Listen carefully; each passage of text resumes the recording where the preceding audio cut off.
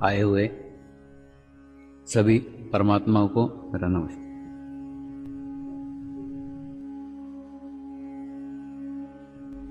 सद्गुरु का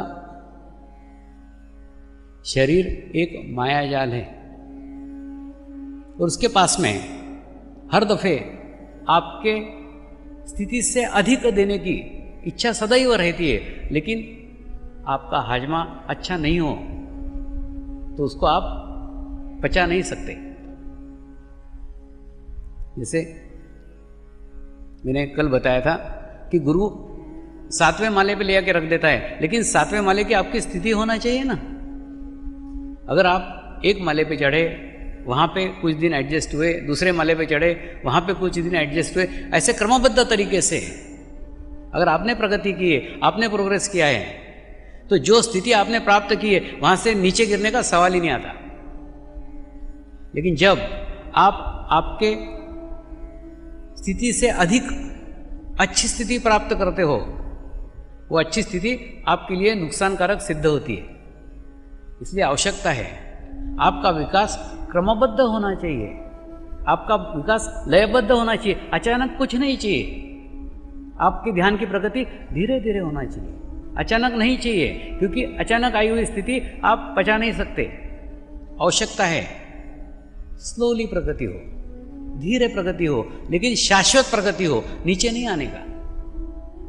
जैसे जीवन में एक बार एक व्यक्ति ने पर्वत शिखर को पहुंच चुका है और उस पर्वत शिखर पे पहुंचने के बाद में नीचे गिरा है, और जब भी नीचे गिरेगा उसका विशुद्धि पकड़ाएगा।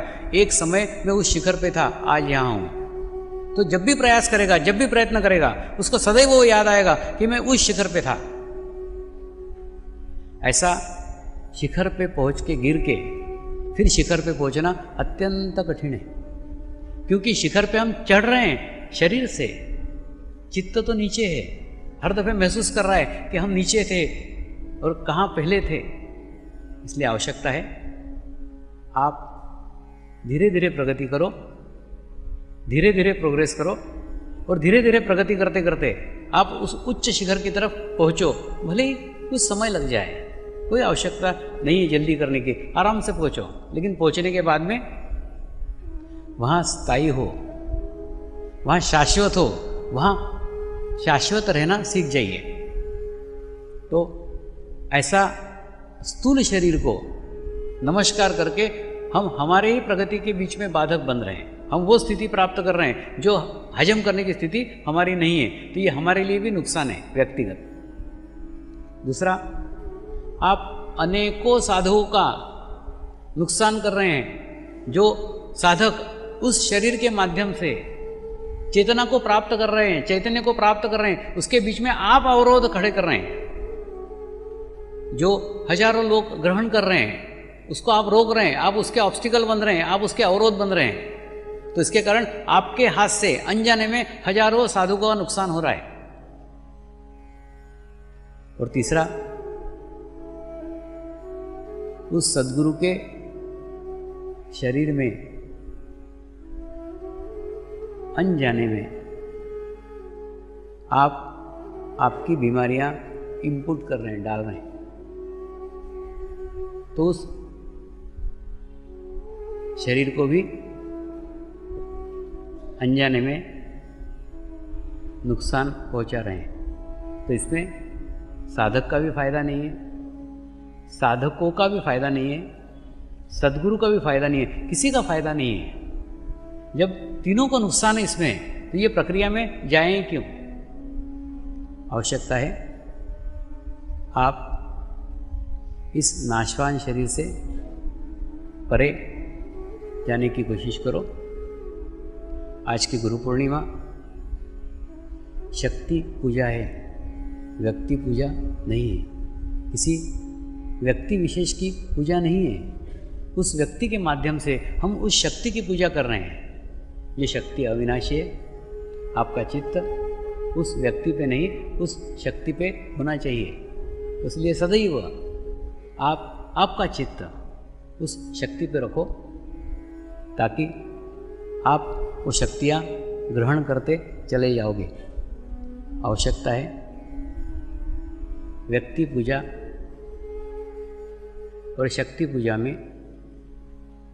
अंतर की आपको वो अंतर समझ में आ जाना चाहिए। मैं बार बार आपको कहता हूँ कि जो ध्यान के लिए प्रयोग कर रहे हैं वो फोटो इस स्थूल शरीर के नहीं है। जिन साधकों ने अपनी ध्यान की एक उच्च अवस्था में जाकर, ध्यान की एक अच्छी अवस्था में जाकर सूक्ष्म शरीर के दर्शन किए हैं, उस दर्शन करने के लिए उन्हें 3-3 साल लगे और 3 साल की साधना के बाद, 3 साल के ध्यान के बाद जब उनका संबंध उस सूक्ष्म शरीर से हो गया तो उन्हें जो महसूस हुआ वो उनके हाथ से निकल गया है। ये कैमरे से लिए हुए फोटोग्राफ्स नहीं है, ये फोटोग्राफ उस सूक्ष्म शरीर से। तो आपका भी चित्त उसी सूक्ष्म शरीर पे होना चाहिए। अगर आप मेरे इस स्थूल शरीर से चिपके रहे तब ये स्थूल शरीर ही आपके मार्ग की बाधा खड़ा होगा। इसके आसपास एक ऐसा माया जाल है जो आपको भ्रमित कर देगा, कभी आपका चित्त शक्ति के ऊपर नहीं जाने देगा। एक बार जब मैं जर्मनी गया था तो जर्मनी में शीलाबेन नाग मेरे साथ ट्रांसलेशन के लिए 1 महीना भर तक थी। और अचानक हम कार से आ रहे थे और उसे याद आया कि 1 महीने भर से ये स्वामी जी के मैं साथ में हूँ, लेकिन ध्यान में जो चंदन की खुशबू मुझे महसूस होती है, जो ध्यान में सहस्त्रार पर जाके अनुभूति मुझे महसूस होती है, वो अनुभूति ये महीने भर में कभी भी प्राप्त नहीं हुई है। जैसे उसके मन में विचार आया, पूरे कार में चंदन की खुशबू ही खुशबू फैल गई। कहने का मतलब 1 माह से ये शरीर, उनका चित्त उस शक्ति पे नहीं जाने दे रहा था। तो जब तक आपका चित्त उस शक्ति पे नहीं लेके जाते, आपको कभी भी अनुभूतियाँ नहीं हो सकती। जब आप सहस्त्रार पे स्थित हो जाते हो, जब सहस्त्रार पे आपकी चेतना शक्ति जागृत हो जाती है, तो आपको आपके ही भीतर से ब्रह्म नाद सुनाई आना शुरू हो जाता है। आपके अंदर से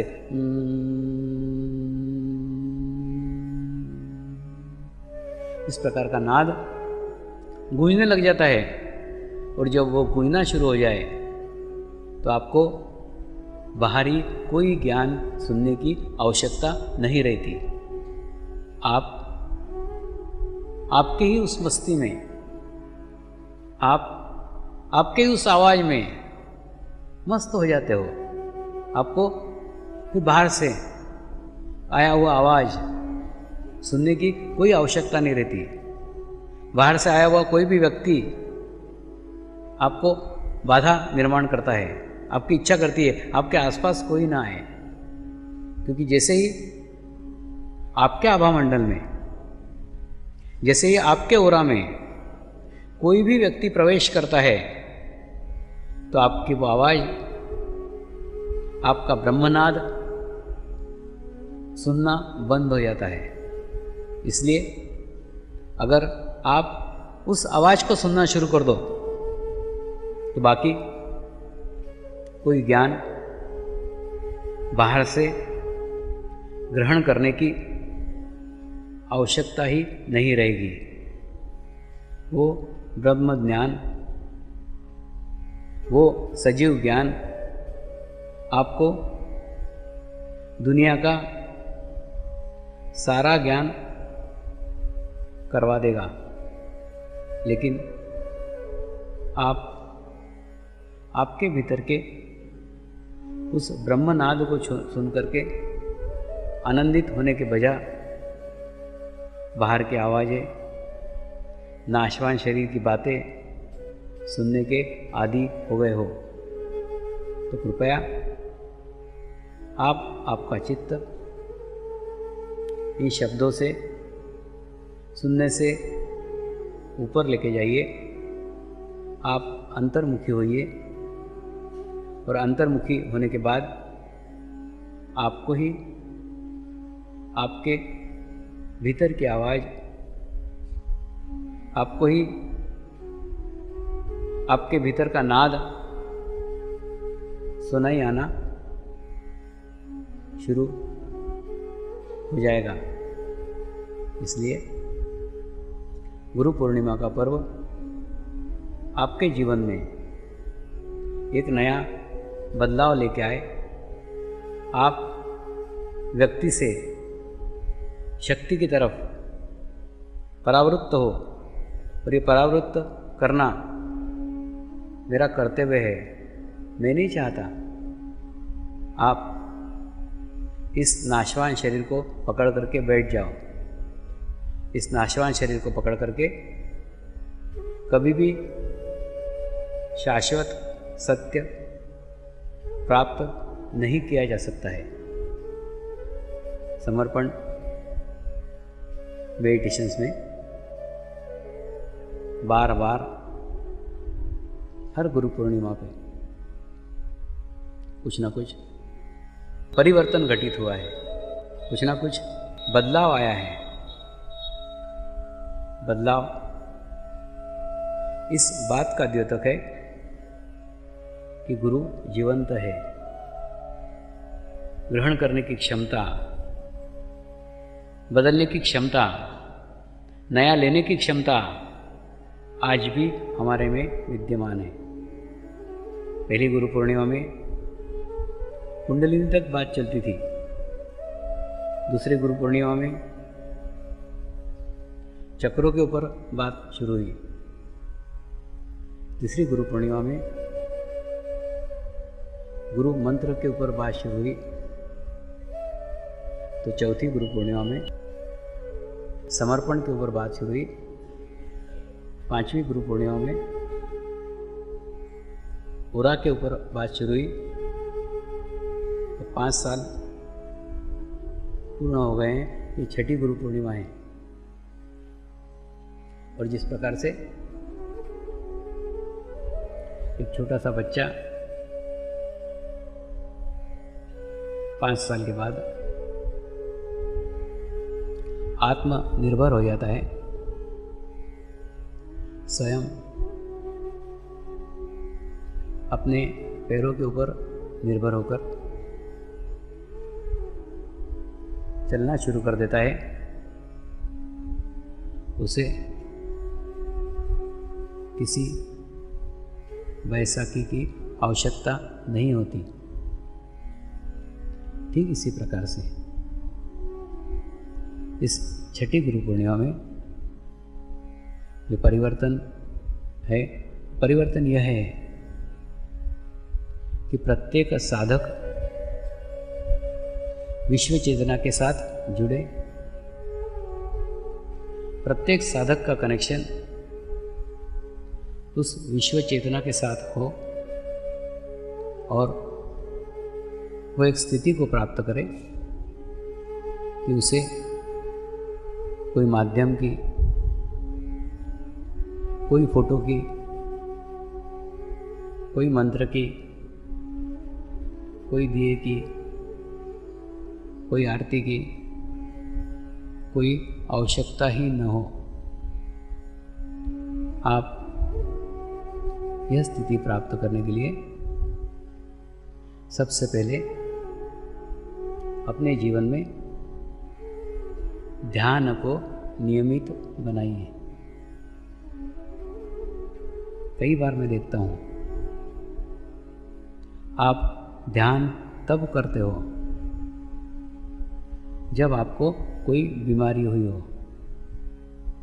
आप ध्यान तब करते हो जब आपके जीवन में कोई संकट आया हो।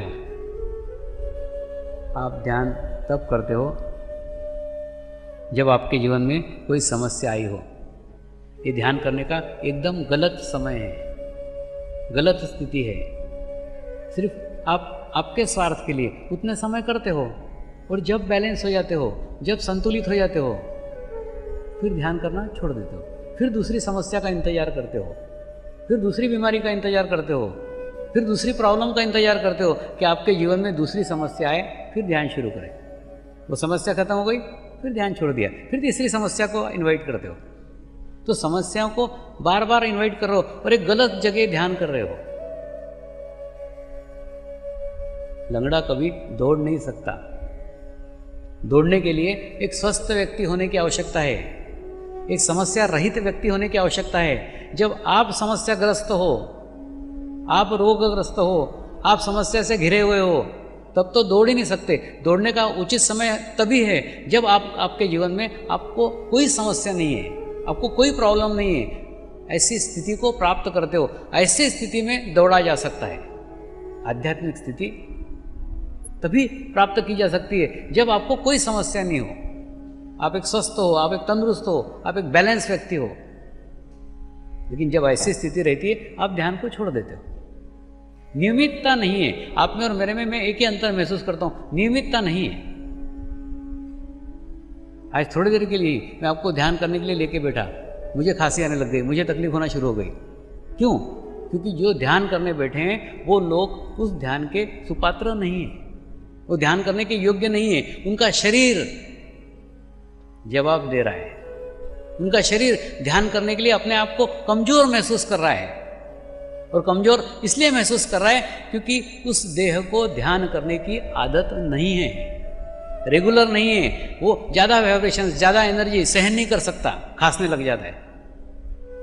तो वो आपके कैचेस मेरे ऊपर परावृत्त हो गए और मुझे खांसी आना चालू हो गई। नहीं तो आज बहुत बड़ा ध्यान हो सकता था। तो ये इस बात का द्योतक है, नियमितता नहीं है। जीवन में ध्यान की नियमितता होना आवश्यक है। रोज आधा घंटा नहीं मिले, 15 मिनट करो, ध्यान होना ही चाहिए। एक दफ़े मत नहाओ, एक दफ़े मत खाना खाओ, यहाँ सब जगह समय बचाओ, ध्यान में समय मत बचाओ। क्योंकि नहाने की शुद्धता ध्यान से प्राप्त की जा सकती है। पेट की भूख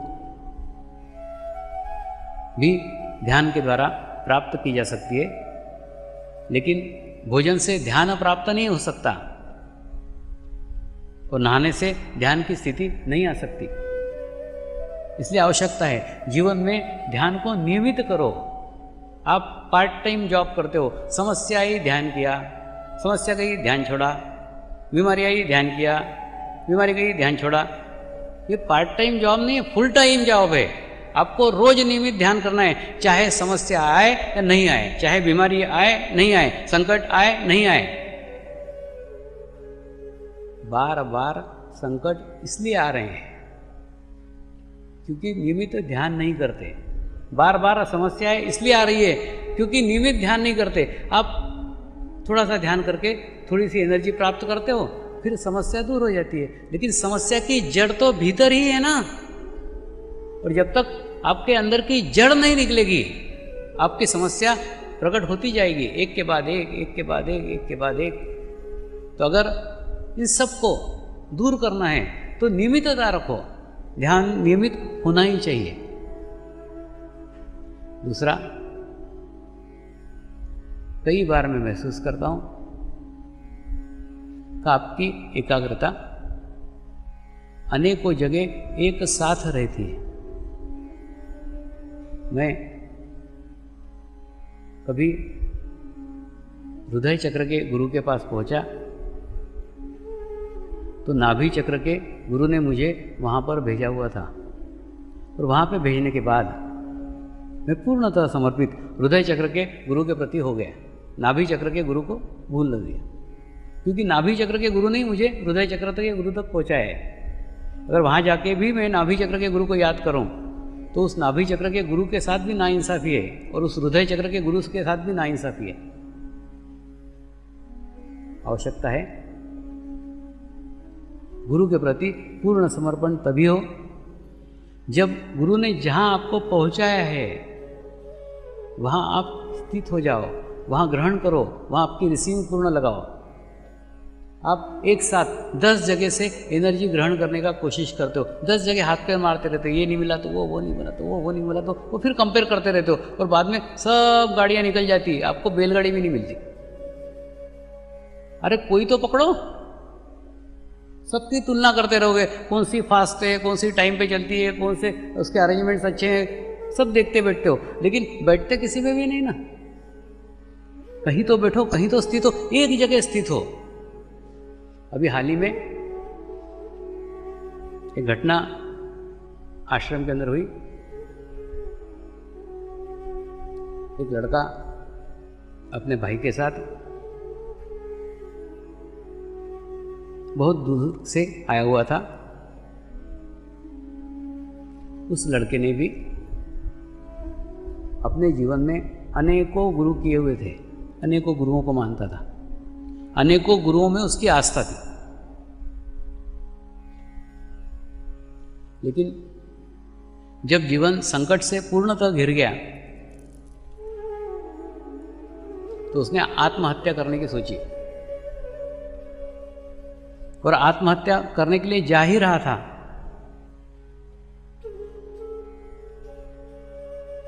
तो उसे मन में विचार आया, एक बार बाबा स्वामी के दर्शन कर लें, फिर मर जाएंगे। मरना तो है ही, आज का कल मरेंगे। आज रात को सुसाइड नहीं करते, कल रात को करेंगे। रात को बस पकड़ी, सुबेरे यहाँ आया तो मैंने उससे कहा, तेरे को मरना ही होता तो तुझे मेरी याद नहीं आती। अब यहाँ पहुँचा है, अब नहीं मर सकता, गया चांस तेरा।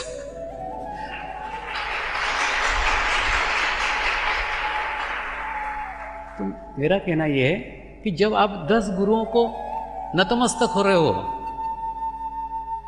लेकिन मरते समय जो 10% हिस्सा सही गुरु के सामने समर्पित किया था, वही 10% हिस्सा तुम्हारे जीवन को अमूल परिवर्तित कर देता है। तो अगर 10% श्रद्धा से आप आपका जीवन बचा सकते हैं, तो 100% श्रद्धा से आपको क्या रिजल्ट मिल सकता है।